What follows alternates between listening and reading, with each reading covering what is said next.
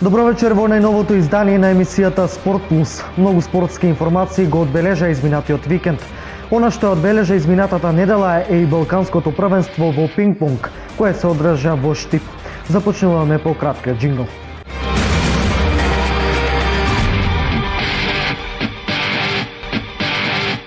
Штип минатата недела беше домакин на 41-то поред Балканско првенство во пинг-понг.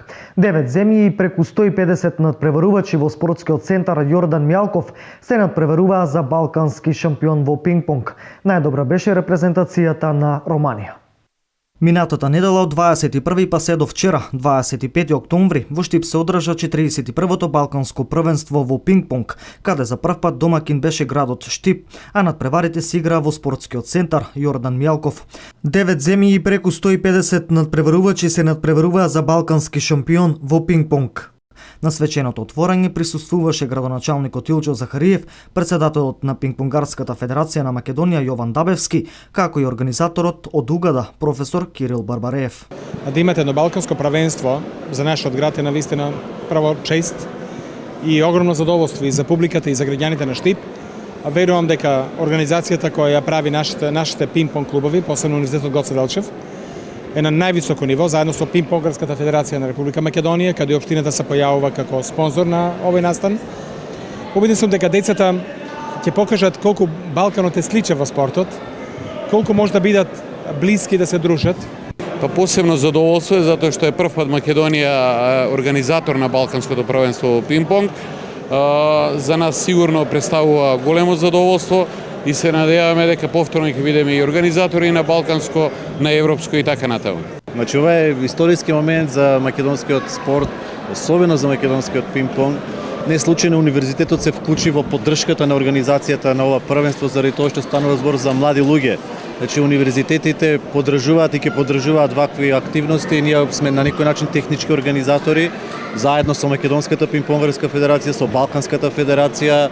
Така да не беше лесна оваа организација, но се надеваме дека ќе бидеме добри домаќини заради тоа што навистина проценивме дека имаме и капацитет и квалитет и верба дека ова можеме да го организираме. Иако не постигнаа добри резултати, сепак младите пинг-понгари на македонската репрезентација и во машка и во женска конкуренција покажаа одлична игра. Репрезентацијата на Романија во машка и женска конкуренција се балкански шампиони во пинг-понг. Во машка второ место освои Србија, а трето место Турција. Во женска пак второто место го освои Босна и Херцеговина и трето Србија. Нашата репрезентација во машка конкуренција го освои шестото место, додека пак во женска заврши на осмата позиција. Финалните надпревари се одиграа вчера, а свечено беа доделени и медалите.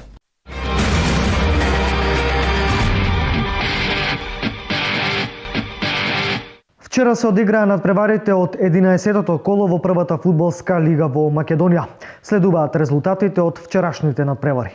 Вчера се одиграа надпреварите од 11-тото коло во првата фудбалска лига во Македонија. Шкендија беше лидер до минатото коло, но вардарци го искористија ремито против Царев двор, па овој надпревар влегоа како лидери.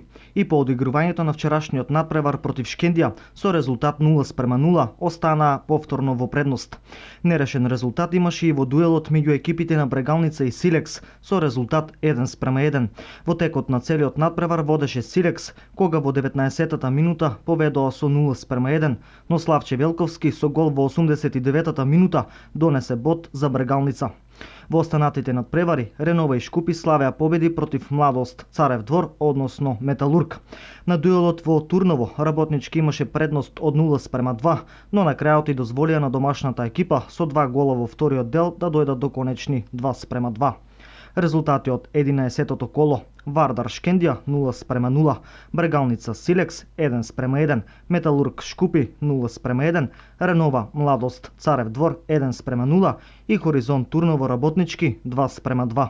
По одигрувањето на 11-тото коло, во моментот табелата изгледа вака. Вардар е на првата позиција со 27 бода, Шкендија со 26, Силекс 17, Шкупи 14, Младост минус 1 надпревар има 13 погодоци, Работнички исто така со минус 1 надпревар 12, Брегалница 12 и Ренова 12, Хоризонт Турново 10 бода и Металург 5 бода.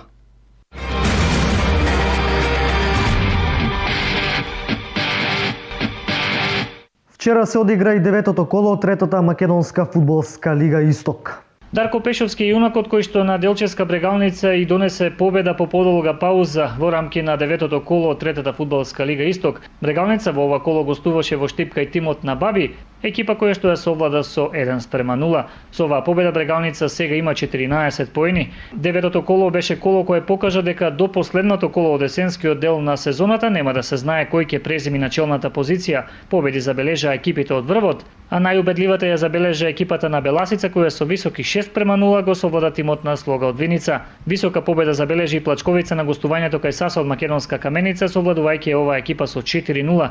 Сепак највисоката победа во деветото коло ја забележа тимот на Напредок Здравје, кои што го совладаа тимот на Карбинци со 9:0.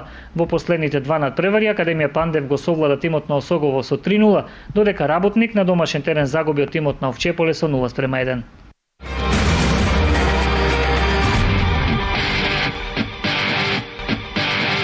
Горан Пандев, кој моментално игра во италијанскиот калчо лигаш Дженова, се враќа во националниот тим.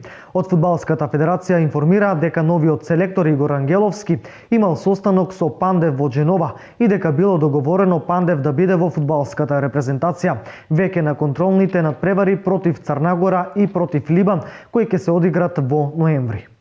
Новиот селектор на жолто-црвените Игор Ангеловски оствари средба со струмичанецот во Дженова и потврди дека напаѓачот кој беше капитен на репрезентацијата ќе му биде на располагање на двете контролни средби на 12 и 17 ноември и во квалификацијскиот циклус за пласма на светското првенство во 2018 година.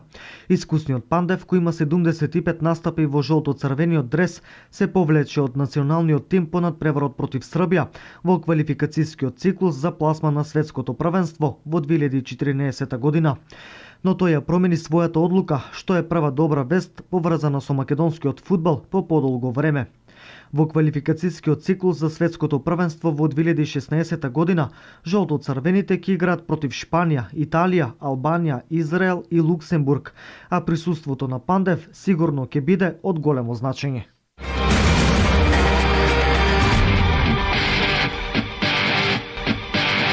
Фаворитите изборија пласман во четвртфиналето во фудбалскиот куп на Македонија.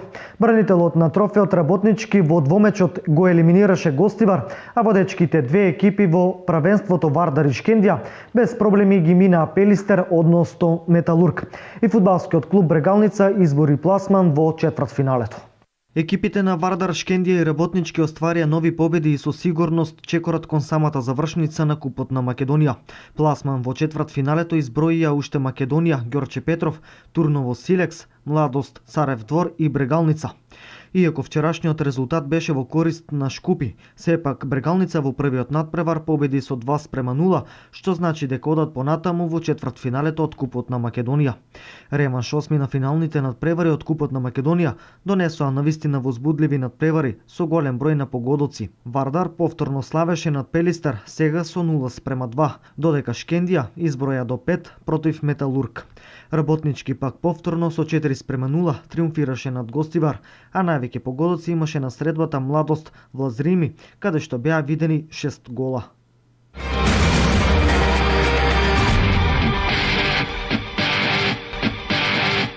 Ракометарите на Вардар остварија убедлива победа над екипата на Килце. Ракометарите на Металург пак слично како пред една недела доживеа пораз од романскиот Баја Маре. Женскиот македонски шампион пак Вардар ја оствари првата победа во ракометната лига на шампиони против Хипо. Ракометарите на Вардар остварија убедлива победа над екипата на Килце со 34:24 во дерби мечот од шестото коло во групата Б во Лигата на шампионите. Црвено-црните го одиграа најдобриот меч во досегашните одиграни надпревари. Во Лигата на шампионите следува пауза поради неделата на ЕХФ, а Вардар наредниот меч ќе го одигра на 14 ноември и ќе гостува во Барселона. Ракометарите на Металург слично како пред една недела доживеа пораз од романската Баја Маре и значително си ги немалија шансите за пласман во следната фаза од Лигата на шампионите. По 6 рунди во Д групата, Металург е на петото место со 4 бодови. Женскиот македонски шампион пак Вардар ја оствари првата победа во ракометната Лига на шампиони, откако на гостување во Виена против Хипо беше убедлив со 38:25. Следниот надпревар за македонскиот шампион е на 31 октомври во Скопје против Мидтјеланд.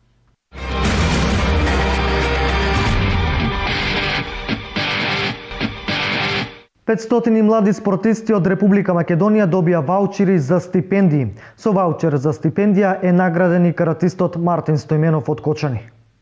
500 млади спортисти од Република Македонија добија ваучери за стипендии. Агенцијата за млади спорт веќе 8 година поред доделува стипендии на млади талентирани лица кои се занимаваат со спорт. Ваучери за стипендија наречена спортска надеж добија оние кои што во текот на изминатава година се стекнале со значителни успеси на државните и меѓународни надпреварувања. Со ваучер за стипендија е награден и каратистот Мартин Стојменов од Кочани. На неговиот Facebook профил објави фотографија со ваучерот в рака. Инаку Мартин е прогласен за најуспешен спортист на Кочани за 2014 година. Стојменов освои бронзен медал на Европското првенство за кадети, јуниори и јуниорки до 21 година во Лисабон, Португалија. Неодамна имаше импресивен настап на Бушидо купот во Лесковац, Србија. Со двата златни медали е прогласен за апсолутен победник на турнирот, на кој учествуваа 500 надпреварувачи од Србија, Македонија, Бугарија и Црна Гора. Има победувано на повеќе надпревари во карате на домашно и на меѓународно ниво. Кочанчанецот и секако другите наградени спортисти стипендијата спортска надеж ќе ја земаат во текот на 10 месеци во годината во вредност од 20% од просечната плата исплатена во претходната година.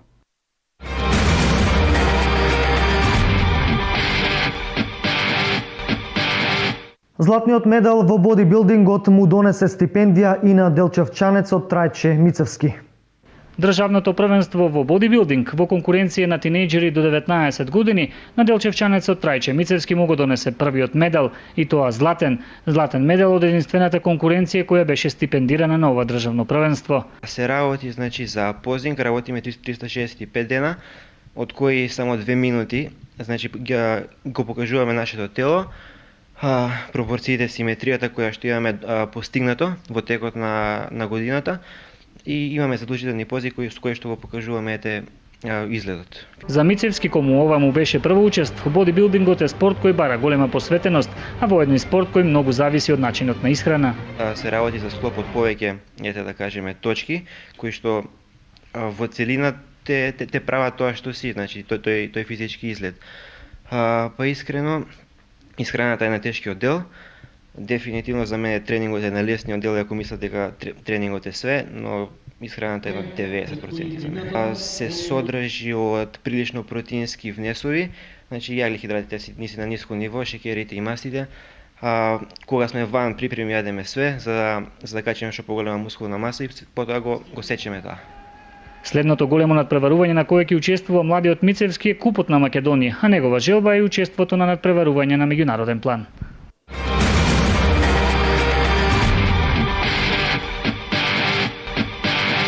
Пораз и победа забележаа кадетските екипи во ракомет во Делчево, каде што надпреварите се одиграа изминатиот викенд. Пораз и победа е билансот на ракометните екипи од Делчево, кои што во текот на изминатиот викенд имаа настапи во рамки на кадетската и пионерската лига во ракомет. Во машка конкуренција кадетите беа поразени на гостински терен од екипата на ракометниот клуб Борец од Велес со резултат 25-21. Надпревар кој според информациите кои ги добивме од стручниот штаб, победата ја имале в джеб, бидејќи имале водство од 2 разлика на само неколку минути до крајот на надпреварот, но неискуството и лошото судење на домашните судии не дозволиле екипата да замине од Велес со позитивен резултат. Во следното четврто коло кадетите на домашен терен играат со ракометниот клуб Радовиш. Пионерките пак вчера ја забележаа втората победа во правенството, совладувајќи екипата на Вардар од Скопје со резултат 24-13. Оваа средба која се играше во салата на Средното општинско училиште Методи Митевски Брицо имаше сосема 2 различни полувремиња. Во првото полувреме гостинките имаа за нијанса подобра игра и заслужено заминаа на одмор со резултат 8-7. Во второто полувреме домашната екипа почна да игра поангажирано и поборбено во одбраната, што на крајот вроди со плод и надпреварот заврши со 11 гола разлика за екипата од Делчево. Во следното пето коло пионерките гостуваат на екипата на Металург од Скопје. Овој викенд пак младинките на ракометниот клуб Делчево беа слободни. Тие наредниот викенд ги пречекуваат нивните врснички од тимот на Металург.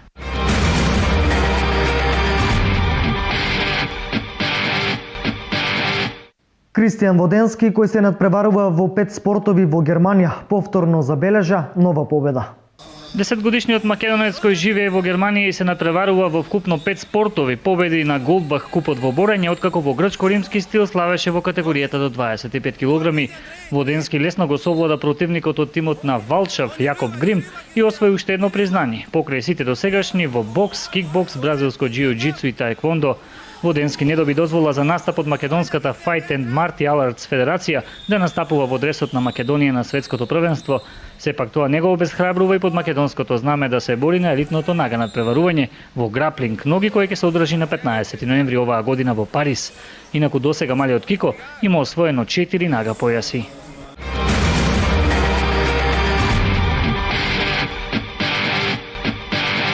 Уште една македонска репрезентација гордо ќе ја представува државата на светско првенство. Овој пат тоа е во една од најзабавните спортски игри, а тоа е куглањето. Уште една македонска репрезентација гордо ќе ја представува државата на светско првенство. Овој пат тоа е во еден од најзабавните спортски игри, боулинг, односно куглање. Репрезентацијата која се составува во моментов на турнирско надпреварување ќе стои под државното знаме во Лас Вегас, каде од 13 до 20 ноември ќе се одржи 51-то светско првенство во боулинг. Пријавувањето е отворено за сите заинтересирани и ќе трае се до 29 октомври, за кога е предвидено големото финале на кое ќе се одбере првата македонска репрезентација во боулинг. Интересот е навистина голем, а интересно е тоа што на турнирот учествуваат луѓе од различни генерации, со и без искуство во боулинг. Пријавувањето е се уште отворено за сите во машка и женска конкуренција. Пријавувањето за турнирското надпреварување на кое се одбира репрезентација е во тек и се одвива во боулинг клубот во Скопје Сити Мол.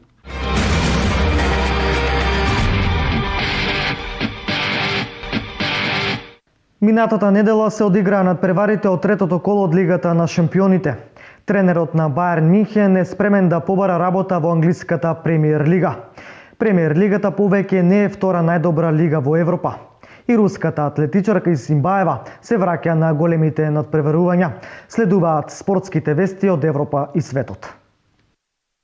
Минатата недела се одиграа надпреварите од третото коло од Лигата на шампионите, а лондонската екипа на Арсенал запиша важна победа на дербито против германскиот шампион Бајерн Минхен. Највозбудливиот меч од одиграните надпревари во вторникот беше меѓу Бајерн Леверкузен и Рома, каде видовме фантастични 8 погодоци. Победник сепак не видовме на овој надпревар. Челси на гостување против Динамо Киев одигра нерешено 0:0. Се чини дека домакините беа одлично подготвени за овој надпревар, а тимот на Моринјо сепак не успеа да се спротистави и да запише 3 бода. Барселона победи со 2:0 против Бате Борисов. На останатите надпревари Динамо Загреб Олимпијакос 0:1, Порто Макаби Тел Авив 2:0, Валенсија Гент 2:1 и Зенит Лион 3:1. Фудбалерите на ПСЖ и Реал Мадрид одиграа без голови во дерби мечот од третото коло во Лигата на шампионите.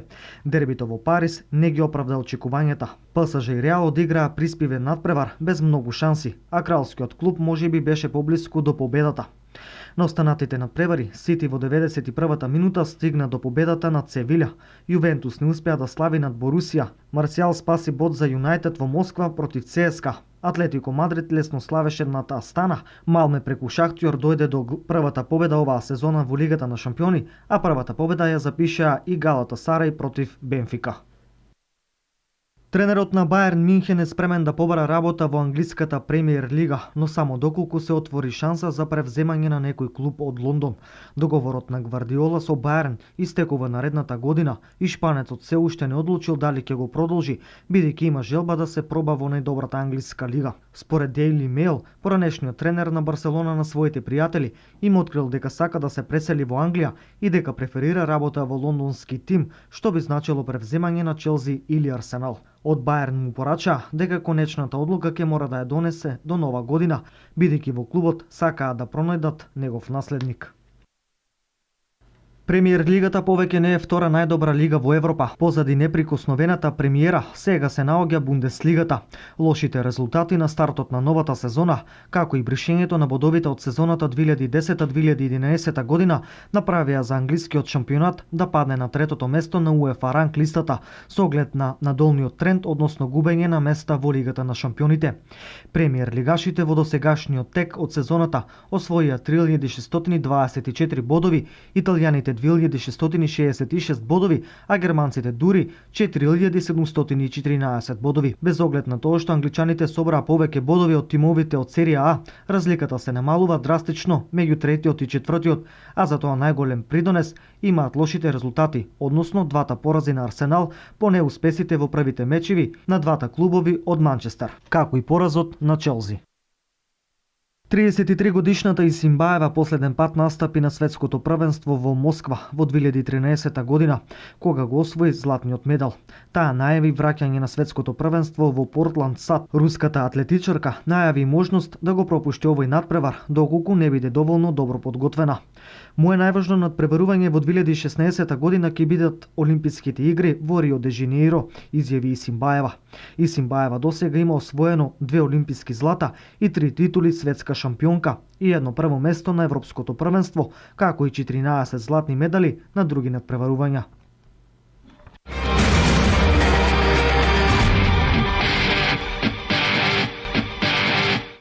Ова беше се за денес. За повеќе информации секако на нашиот веб портал kanalplus.mk. Останете во добро расположение. Пријатна вечер.